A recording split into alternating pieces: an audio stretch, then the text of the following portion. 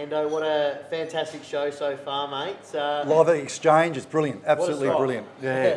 You still haven't, you got that pint yet? He owes me a pint and a little schnitzel and chips, so I can't wait for that after the show. Yeah, everyone's eating and drinking in front of me, but that's okay. It's a beautiful tap beer down here as well, mate. Let's get straight into it. We got the SANFL talk brought to you by Peter Page Holden.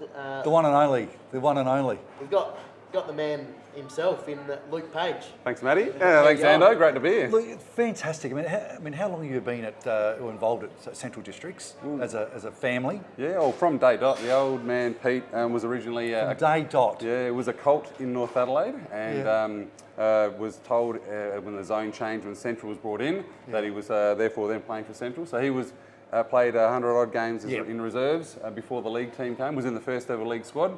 Only played a handful of games in the league before injury set him back, and then he just really wanted to stay involved and become as an administrator on the board, and then into recruiting and sponsoring just came as part of that. Yeah. Did he play that first game? Didn't play the first game because the reserves and the league. So no, injured. I think he blew out his knee, and after playing, I think only managed a handful of the league games, but just wanted to keep involved in the club as you do. Mate, let's talk. Growing up around Central Districts and whatnot, did you have a kick yourself? Oh, absolutely, yeah. I mean, when you're involved, the days were going to every game, no matter where it was. Early starts, long days. We would kick the footy around on the Elizabeth Oval till well and truly after dark. Find our way back into the club rooms, have a quick meal. Probably sleep under the table, and then eventually get dragged out, put in the back of the car, and do it all over again. So tell me about Peter Page Holden's.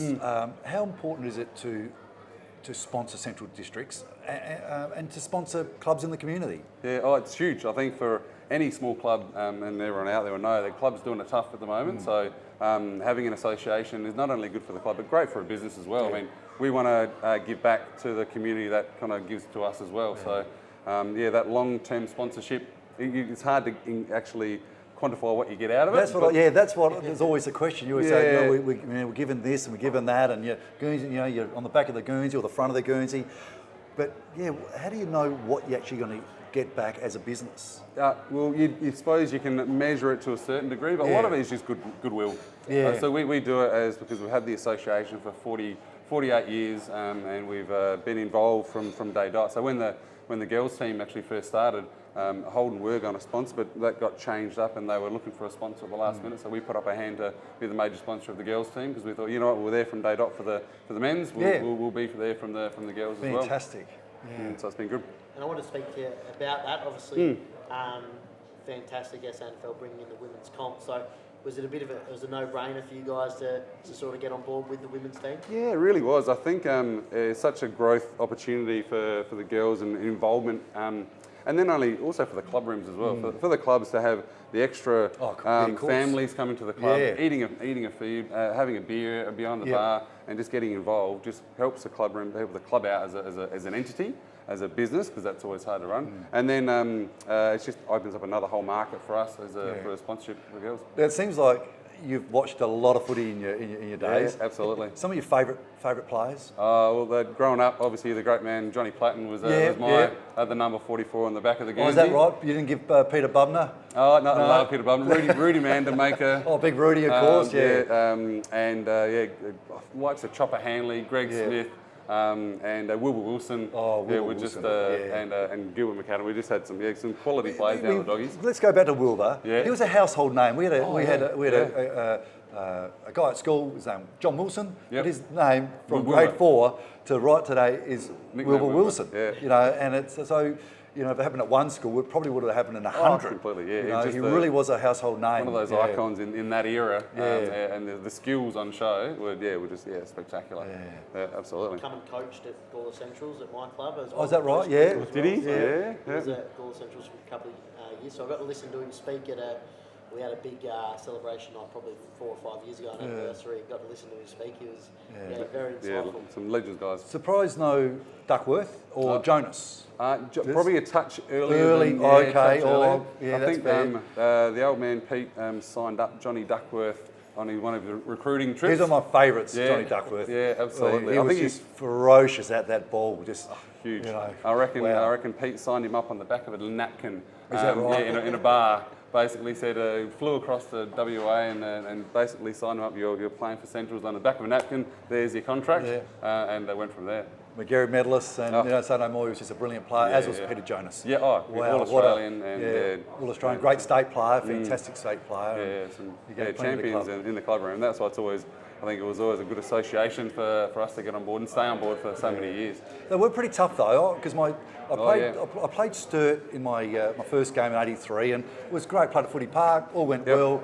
We won, lovely. Yep. The next game, all of a sudden, I'm out at Centrals. Down the Ponderosa. For the Ponderosa, and after the game against Sturt, getting a few pats on my back, and a few people asked for an autograph. That was really nice. I'm only a young kid, 16, mind you. Then we've just won the game. Bit of controversy. We've just won it. I go down that race. You probably would have got a bit of a spray. It was just, I don't know, I still have nightmares over it. The little mesh around it was the outside. terrible. Yeah. I couldn't believe what I could do with my makeup. Apparently, it was. And my mother still wore army boots. It was fine. I could Just see the cheer squad coming over. Bit of helpful advice. That's all they get. Get off the ground quickly. Someone could have told me that, because the week before I was enjoying it, But that was a tough. We tried to make it a tough environment to play. That's true. And you've been obviously watched a lot of SANFL over your years. Have you seen the game or SANFL footy change in that time? Is there anything that you really noticed that's really changed or been different? Yeah, I suppose it's tough to see the crowds diminish over the years. I think now more than anything, a lot of my mates are going back to SANFL because it's something that you can take your kids along to. You can. It's a real solid brand of footy. Steak sandwich on the mound, little beer, beautiful. Absolutely, and it's a real no-nonsense style of footy. The guys they're still working away. Still full forward, still centre half forward. There's a system where they get to the forward line, and we love goal kickers. And I think you're not quite getting the ticky-touch free kicks as well. So I reckon right now it's a great game to watch. And I wanted to jump in. I reckon it was the best grand final I've seen last year. I went to that as well. That North was outstanding. Yeah. It's outstanding. Good quality of footy and good atmosphere. Yeah. And the big rule I want to ask you in SANFL over the last few years is that kick in out of bounds. Yep. Do you think it speeds up the game? I like it because instead of the old deliberate, get rid of the deliberate, because that can be so subjective of whether someone actually, I agree with that. whether they're trying to do it, whether they're not trying to do it. Gets rid of it. If you kick it out, then it's just quickly ball in. And once you get used to it, it actually is it's a really good part of the game. It's not like a hindrance at all. No, I don't it took a little while to get used to, but Yeah, now me too. you see, bang, in it feels a little bit goes. like- I think it's a great rule. It just stops the scrimmages of football, which Yep. I think we all want to stop. Yeah, and So I think it's fantastic. keeps it going. And obviously Central's been a huge part of Holden's over the year. Yep.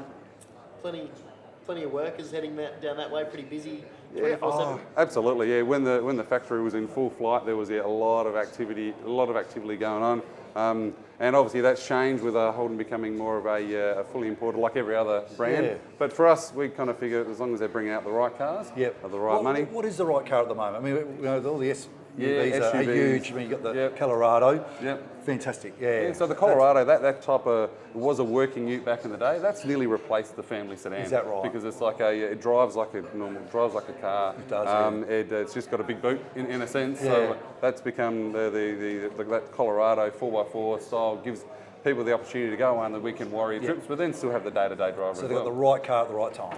Yeah. My old man's one of those. He's not a handyman at all. Wouldn't know how to hammer a nail into a piece of wood, and he drives around the full drive ute. Yep. All he's done for it actually.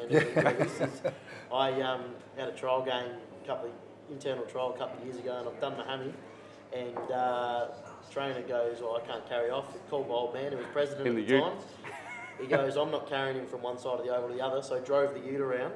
Great. Put me up on the back of the ute and drove me around. So There's no way he's going to carry you. The side couldn't carry at the moment. Nah. So, versatile. Dad goes, I'm not wasting the time, so I just brought the ute around. The whole boys just, all the Great. boys They would love that. absolutely wet They themselves. would love that. They've got another little business on the going at the moment. A little bit of a gin. Yeah, tell us a bit about it. I know we've got a bottle there. So the red hen. So like with everything, it's good to have something a little bit on the side involvement. So myself and a few mates grew up in Gawler, so that was always good to introduced this to the Exchange, who's the Damien McGee and the boys stock it at the Exchange, which is Yeah, great. yeah. We all grew up in Gawler together, caught the old red hen trains from Gawler to Adelaide every day. Right, okay, yes. That's where the red hen comes from. And then literally on the back of Michael and his grandfather making wine as a hobby, then all of us boys making beer together, we wanted a bit of a different challenge and just thought the distillery, craft distillery, we could see that as a booming opportunity. And yeah, we enjoy it, we love it. I mean, SA is known for great food, great wine, and now it's really known for SA bats above its average in spirits across the board at the moment. And will the red hen go okay with nice schnitzel and chips in about half an hour? Do you think it will?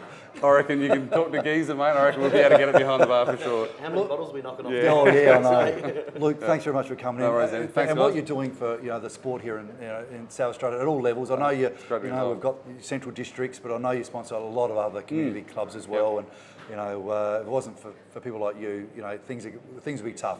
At the moment, SANFL is in the right place, and that's a lot to do with great people like yourself sponsoring our fantastic sport. Thanks, Nando. Thanks, mate. Thanks, mate. Back in a moment.